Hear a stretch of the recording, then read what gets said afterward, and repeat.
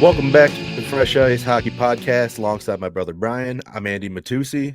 As always, the show is presented to you by Xenopucks. We have a little bit of a shorter show for you today than we normally do, just mainly because there's not really a whole lot that happened so far this week. Just a couple of things that we do want to touch on. With that being said, I'm going to pass it over to Brian so we can get started. Brian, fire away.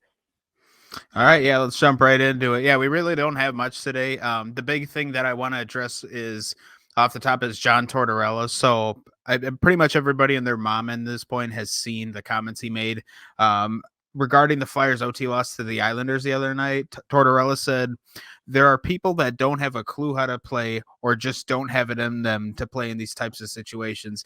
He was extremely critical of the team's performance against the Islanders, specifically the second period, where if you watch the highlights of the game, they looked completely lost. And the only bright spot for the Flyers was Ivan Fedotov. I'm not sure how they're pronouncing that yet.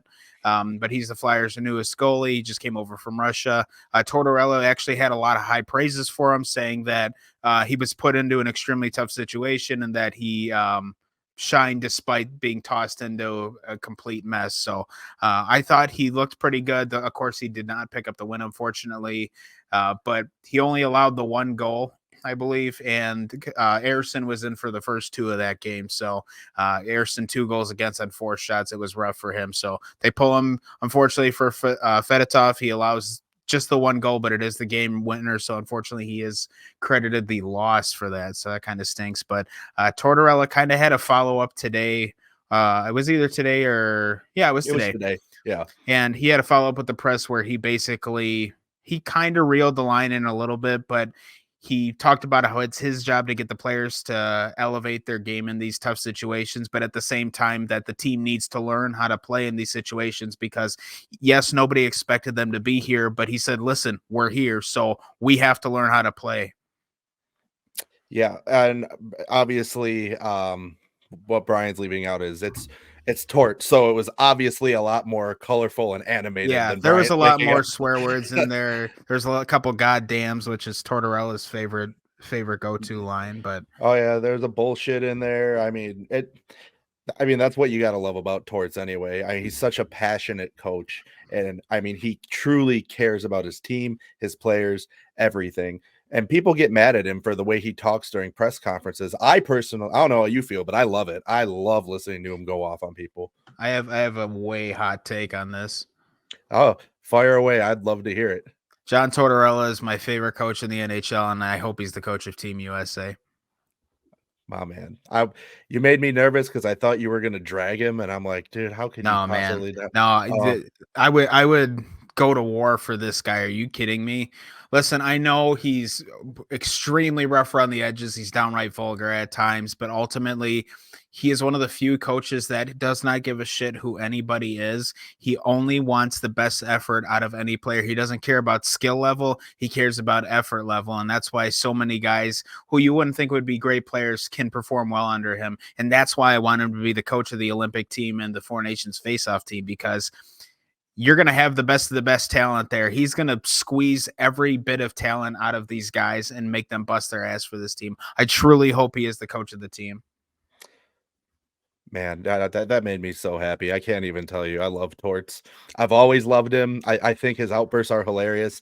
But like you said, he's I wouldn't say he's the best coach in the NHL, but he's absolutely in the top 3. I'm not going to debate with you on that because I don't necessarily think you're wrong. But I would love to see him be the head coach of USA. Like you said, it doesn't matter who you are. You could hypothetically put Austin Matthews on his team. If Austin Matthews isn't performing to John Tortorella's standard, he does not care. So, and everybody wanted to bitch about Sean Couturier getting scratched. It doesn't matter. If you're not up to Tortorella's standards, you're not going to play. Tortorella himself said the whole team sucked except for the goalie. So yes. Yeah, he holds everybody accountable. By the way, just in case Rangers fans are going to go on a witch hunt, I did look. Rangers head coach Peter Laviolette is American, so he would also be an extremely good candidate for the U.S. team's head coaching spot. I mean, I don't think you can go wrong either way, but I don't envision a scenario where it's not one of those two. Yeah. So Any team that has John Tortorella as their head coach, I mean, in years past, at the Flyers right now, you're lucky and you need to not take it for granted. I I can't say enough good things about him. He is a phenomenal coach, and anybody would be lucky to play under him. I don't care how you look at it, because the same attitude he puts out towards his players, and he even said this, I want them to clap back at me if they don't like the way I'm doing something. That's the kind of respect I want in my locker room. And that is something you want to see out of every coach. yeah, definitely listen. I know every single time Torts makes an obscene comment, it gets tossed around the media forever. He's always good for a soundbite.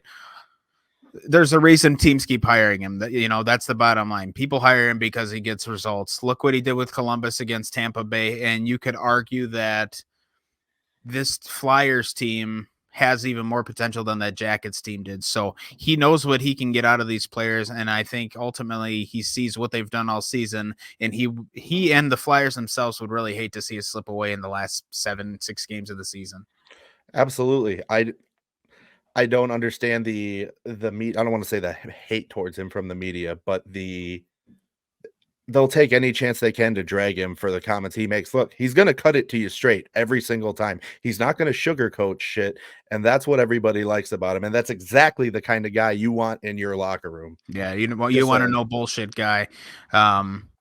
So yeah, just thought we should at least touch on that. I mean, it was definitely worth having a discussion about because I think it's important that I think it's important that coaches hold their players accountable. I think Keefe does a pretty good job of that in Toronto. I know a lot of people aren't fans of him, but I think since Dubas is gone, I think Keefe has kind of opened the floodgates with holding his guys accountable, and I like it. So I do want to move on here and talk about a game between the Wild and the Vegas Golden Knights last Saturday. John Hines goes for broke again, pulling the goalie in overtime like he did against Nashville. Unfortunately, it doesn't work. A shot in front rebounded right to Jonathan Marchessault, or right to William Karlsson.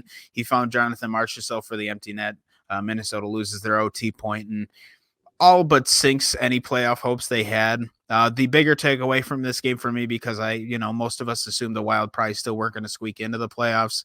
Ryan Hartman, after the game ends, throws his stick on the ice towards an official, not at him. He didn't toss it like a javelin at him, but he tossed it on the ice in the direction of the officials. At the end of regulation, with about 30 seconds or so left, the officials miss a blatant high stick on Hartman right in front of the net.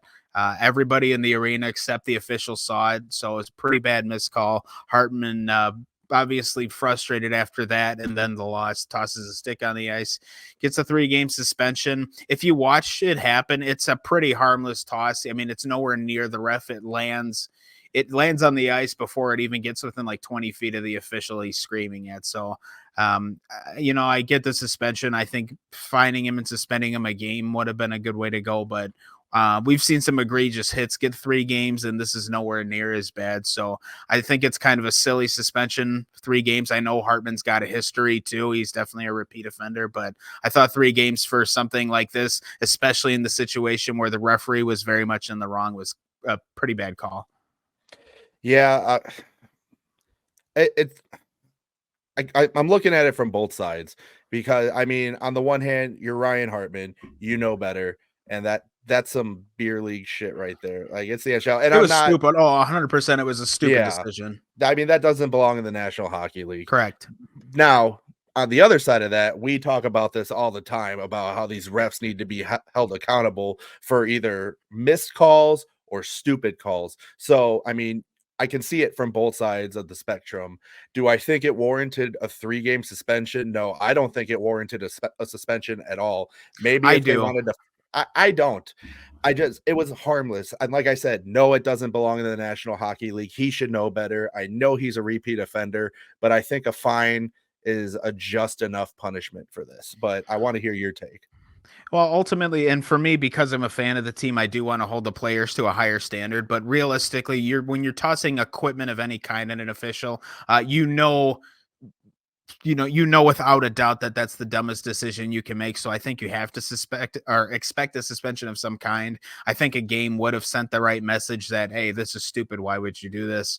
But But you know what? It is what it is. You can't make mistakes like that this time of year. I just don't agree with the suspension, but I definitely agree with the thought that this was a stupid move from Ryan Hartman, especially given his past. He really needed to keep it in check. I know he's frustrated. I know the season hasn't gone perfect for Minnesota, but if you're any team in a playoff chase, you cannot let that go. And aside from that, I also think John Hines should not have pulled the goalie in OT. I don't think this situation warranted it. If you were going to make that pull, you should have done it at the end of regulation, because really, if you're chasing Vegas, you don't want them to get any points. So now that you're already in OT, just suck it up. Either try and win an OT or the shootout, or take your point and walk away. To gamble and lose both points, if you were going to do that, you should have just done it in regulation. Yeah, and to your point, Vegas isn't the team to take that gamble against. Yeah, Not in that I thought it was a situation. bizarre move, especially with how well Logan Thompson played. I was like, man, this is not the time I would be pulling the goalie. It worked well against Nashville. The timing was perfect. They were buzzing. Vegas, I don't know, man. Vegas isn't the team I would try that against. But again, if you're going to try it, do it in regulation. Otherwise, see if you can edge them in the shootout. And I know the Wild have been awful in shootouts this year, but again, at least you walk away with a point. But that's beside the point. They were pretty well out of the playoff race, and now they're all but eliminated. So, yeah. Before we move on, because we do have a couple questions we have to get to before we end the show, we do want to take a moment to shout out our sponsors. First up, as always, I'm going to talk about my favorite people. I remembered mine again. I'm so proud of myself. Oh, man. Fresh Ice is brought to you, as always, by Xenopucks. Xenopucks are a company that make a top-tier, high-quality off-ice practice puck that's designed to glide on almost any off-ice surface. Hardwood floors, tile, concrete, asphalt. You hear me talk about it all the time. And the difference between this and your other off-ice alternatives for practice pucks is, aside from that, you can use it on almost any surface. It's also the same weight and size as a regulation hockey puck. So it gives you that real feel of an actual puck, as if you were on the ice, but it's all the benefit of not having to try and squeeze in any ice time. You can do it from the comfort of your own house. So it's a really good option to have. The thing works beautifully. If you want to see how it works, head over to their Instagram at Xenopucks, Xenopucks. They have tons of videos on there. They're constantly posting more. And it's not just them. Most of the videos that are on there are videos that people who have purchased the puck are making and sending it to them, and they're just posting it. It's an incredible product. Brian and I both have one. They're amazing. So head over to xenopucks.com right now, get yourself a puck, and check out their merch selection, and let them know that Andy and Brian from Fresh Ice sent you. And if you're gonna go through the process of getting yourself a Xenopuck to practice off ice, you should probably look at getting something to protect the blade of your stick if you're practicing in the driveway or the basement or wherever. So, thanks to our friends at the Hockey Wraparound, this is possible. Go visit hockeywraparound.com. They have all kinds of products you can get there. You can get tape for your sticks. You can get drying racks for your equipment. But most importantly, you can get their hockey blade wraparound. It protects your stick from any damage from the concrete, asphalt, whatever off-ice surface you're practicing on. It pairs perfectly with a Xenopuck. And thanks to their kindness, you can actually save 15% off of your order if you go to hockeywraparound.com/fresh ice and use the code FreshIcePod. You'll get 15% off for your order. So again, that's a match made in hockey heaven right there. Hockey Wraparound and Xenopucks. Yeah, I mean, we can't say enough good things about them. Yeah, they sponsor the show, but they're good people. Yeah, they are good people. And I mean, we talk to them regularly. They're all good people. So, and Brian and I, one thing that he and I are big on, we're not going to put our names on a product that we don't 100% believe in. So take our word for it. Head over, check out their websites and their social media pages. We're not going to let you down, and neither will they. Correct. So again, thanks to them. Andrew, I understand we got a couple questions we're going to read before we get going. Yes, sir. I got two for you this week. All right. The first one, we'll do the shorter one first, because one of them's kind of like a review and a question, but we'll do the short question first. All right. Our buddy and why I call him our buddy because he was the last question we featured. Mr. J's over on YouTube. Mr. J's 2123. What are your favorite and least favorite hockey jerseys of all time? Ooh, okay. So I know my least favorite because I fucking hated this jersey. The Buffalo Sabres had an alternate jersey about 10 years ago. It had blue shoulders and like an all yellow body, and it said Buffalo right above the Sabres logo, and it was so hideous. I wish I had a picture of it handy.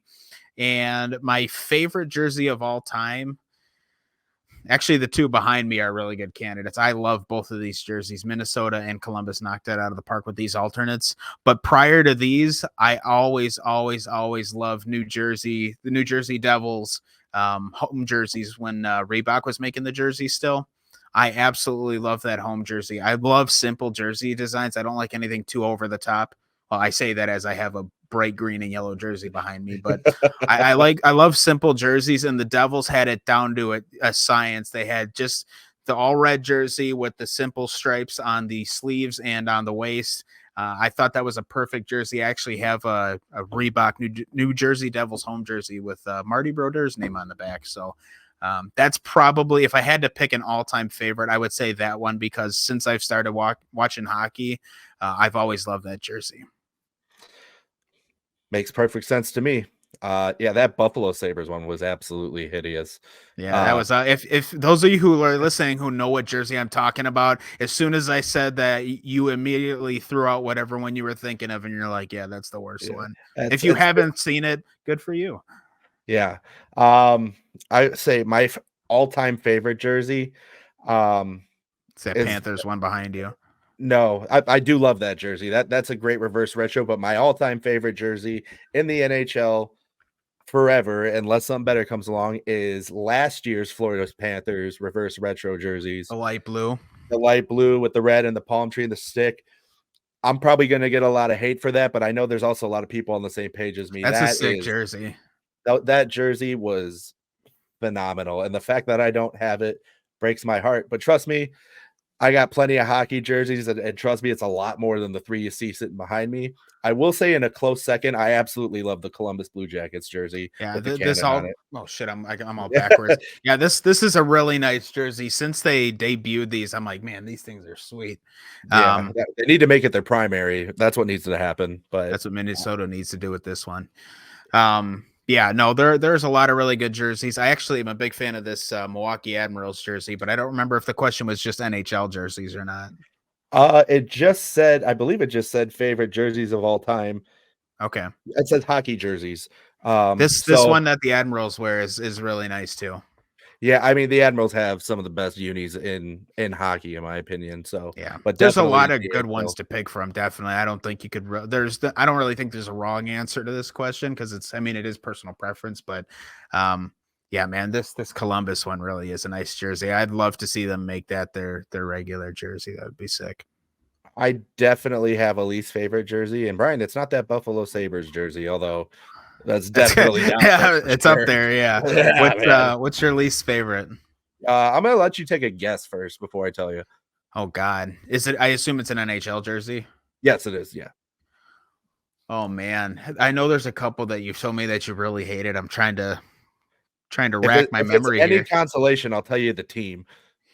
No, tell me the conference. I want to see if I can guess the team. Eastern Conference. Eastern Conference. Oh man, who don't you like? Almost everybody. No, that's fair. But it I don't know. actually has nothing to do with the team themselves. It's just the jersey is atrocious. I don't know, something about that red Hurricanes jersey. No, not the Hurricanes at all. The answer is probably going to surprise you. All right, who is it?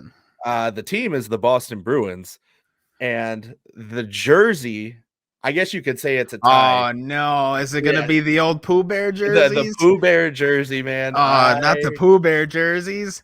Yeah, I cannot cannot stand, and it's not so much the jersey as it is that stupid ass It's the logo. bear. Yeah, It's that's the rough. bear that ruins it. Because I mean, the jersey itself really isn't that bad, but it's the fucking logo, It's a man. little much, but for that era, it was era appropriate. You know, it was kind of flashy, kind of over the Yeah, it top, was but that like was kind when of it was right it was for that the era. decade where everything sucked. Yeah, I agree. Yeah. So Yeah, I have an original Minnesota Wild jersey from their first year in the league, and yeah, I'm like, oh my god, the fuzzy letters and the V neck that went down past your nipples. I'm just like, what a yeah. horrible jersey design. Those deep Um, V jerseys. yeah, I'm just like, what a terrible design. Yeah, the Pooh Bear jersey. See, I kind of like those, but I can see what you mean with the I logo. It hate it, just man. it looks silly. It doesn't look aggressive at all. So, and it's And so it different because the Bruins always have had the smoked beef forever.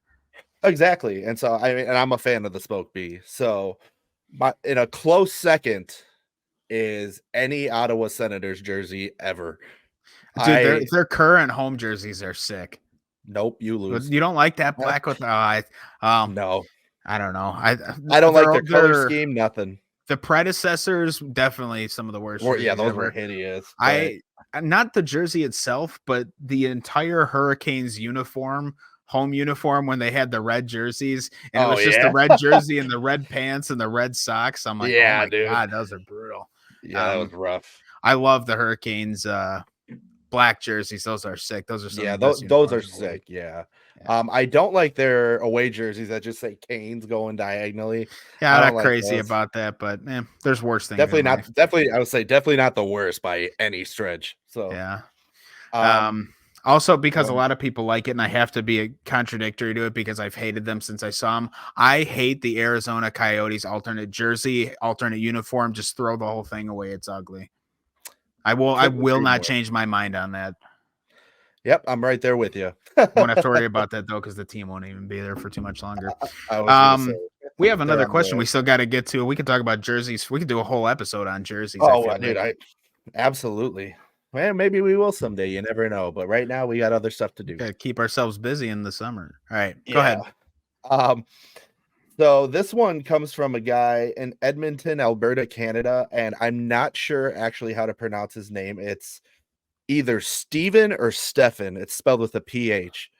So, I apologize, assuming you're listening to this, if I Is butcher it your name. Steph Curry? I'm gonna say it's probably Stefan because I know two other people who spell it like this, and they pronounce it Stefan. All right. So I'm gonna say Stefan from Edmonton, Alberta. He said, this is kind of a review and a question all in one. He said, "Hey boys, my wife and I are huge fans of the show. Just wanted to say a quick congrats on your success. Now, you've recently discussed McDavid leaving the Oilers if they don't win the cup in the next few years. The talk around Edmonton right now is what Draisaitl does if they lose in the first round this year. What do you think?" Well, that first of all, that talk around Edmonton must be exclusively around Edmonton because I haven't heard anybody bring I that saw up. something about it the other day, but I thought it was an April Fool's joke. I haven't heard shit about it. So you want to go first on this? Yeah, first of all, Stefan, we're going to go with Stefan. If it's Steven, please let us know. That way we can correct ourselves. Yes, But please. thank you for listening to the show. We're glad you're enjoying it. As far as Draisaitl's decision, I did see something the other day about he might want out, but I don't know, man. I don't know if that's just him trying to leverage something or what, but if I were him, I'd want to stay wherever the hell McDavid is. I mean, Draisaitl's a fantastic player on his own, and he'll succeed wherever he goes. But God, I certainly think he'd be foolish to play anywhere but wherever McDavid is. They just have an unbelievable chemistry together, and their play styles complement each other so well. I don't know. I mean, he's a great player, but I think no matter where he goes, he'll have some level of regression solely because of he won't have McDavid with him. And that's not to take away anything from his skill set. It's just the reality is that he's not going to have the best player in the world on the power play with him. So I think ultimately, I think the Oilers don't try and blow it up. I think the biggest problem they have is they need to chase down some defense, but I don't envision a scenario where either of them go at least this year. You know, if they don't win it all this year or don't go very deep this year and they stumble out of the gate next year, I think that's when that conversation starts to be had. But I can't see them giving up now with how many years they have into it. I don't know. It's tough to envision them not being on the same team. And Edmonton's got an extremely difficult path to go through if they're going to win the Stanley Cup this year, despite how good they are. I mean, they're going to probably have to play Vegas and Vancouver, or one or both of them. And then realistically, if they go to the conference final, they're looking at playing Dallas or playing, Dallas, Colorado, a team like that. So they've got a very difficult path. So even if they don't go all the way, I still don't think that they should blow it up because they're still very close. And really, I just think they need to round out their defensive game. It looks like Stuart Skinner's kind of found his groove. And so I think they got something good going there, and I don't think Draisaitl goes anywhere this offseason, regardless of the result. I think if he ever goes, I think the earliest is maybe the middle of next year, but we'll just have to wait and see. Yeah, I don't foresee him going anywhere. Um, it'd be like you said, it'd be tough to imagine him without McDavid and vice versa. And if you're the Oilers, I don't think an early exit in the playoffs this year is reason to, I don't want to say fold the team, but blow it up and start shipping guys out of town. Because I mean, you've got almost a complete team across the board. Almost. You just need some good D-men. So I don't And they think there is something there too. I mean, they have Ekholm, Bouchard. I mean, that it's not like there's nothing there. right, They need those guys to elevate because they don't go six deep like most of these teams do. correct. So I don't honestly, I'm saying even if they're a first round exit, say they get swept in the first round, I don't see Draisaitl going anywhere. And honestly, same with McDavid. I know that's who we're talking about. I still say they both stick it out for probably another season at least. Now, we talked about it previously, you know, after maybe another season or two and nothing's happened, then maybe you start to see these guys look for other options, or you see the Oilers try and explore other options. But right now, if you're an Oilers fan, I don't think you have anything to worry about. Yeah, no, I think that's for now. And again, even if there is danger of one of them moving on, for now, enjoy how good the team is. They look like they're gearing up for a pretty deep run. They are playing very well. So, regardless of what the future holds, enjoy this while it lasts because McDavid and Draisaitl together are incredible, and this Oilers team is really capable of doing something great. So, that's a really good question. Yeah. It's And like I thank said, you. yeah, thank you for sending that one in. And again, it is kind of weird to even speculate about them not being there. Yeah, Um, but as you said, don't speculate now. Don't worry about the future, the doom in the future. Worry about the good run they're on right yeah, now and what's going to happen. Worry about those things as they happen down the road. yeah, and that can be said for a lot of teams. So Toronto is kind of in the same light, and there will be some discussions we have when the season ends, because obviously only one team will win the cup. So of these teams that are making the playoffs, 15 of them are going to be scratching their head at the end of the year. But we'll have those discussions then. Before we go, again, I do want to thank our sponsors, Xena Pucks and Hockey Wraparound. But before we go, I want to take a second to mention something that's a little bit bigger than the game, or a lot bigger than the game. This morning, the Columbus Blue Jackets shared a post on social media, a message from Boone Jenner and his family. The message says, "We are at a loss for words, a pain like no other. Our son Dawson Jenner was stillborn on March 31st, 2024. While this pain is nothing like we've experienced before, it's also shown us the immense love we have to give. As heartbroken as we are incredibly grateful to be his parents and look forward to holding him again one day in heaven. We are thankful and feel blessed for the outpouring of love and support from our family and friends. We appreciate everybody respecting our privacy as we navigate this extremely difficult time." So I know we just spent half an hour almost talking about hockey and the game and all the crazy stuff about it, but there are moments like this when you see something like this and you realize how unimportant all of this really is. And I just want to use our platform and we're not the biggest show by any means, but I just want to use our platform to send our condolences to the Jenner family and Boone. We're just so sorry for your loss and so sorry that your family has to go through that. I echo that as well. And I mean, you and I, aside from both being, I'll say Columbus fans, because we both watch Columbus enough. Um, especially me living here. But you and I both love Boone Jenner, and honestly, I think everybody loves Boone Jenner. I think He's he's a one of the great most captain. He's a good guy. he's one of the most respected players as of right now. So it's tough to see anybody go through it. So as Brian said, Boone, we're thinking about you, man, and all our love and support, man. That's tough. Yep. So sorry to end this one on a somber note. We will see you guys again on Sunday. We are gonna have a live. We're gonna try and do a live show Sunday, but if it doesn't work out, we'll still do one. But we'll see you guys then.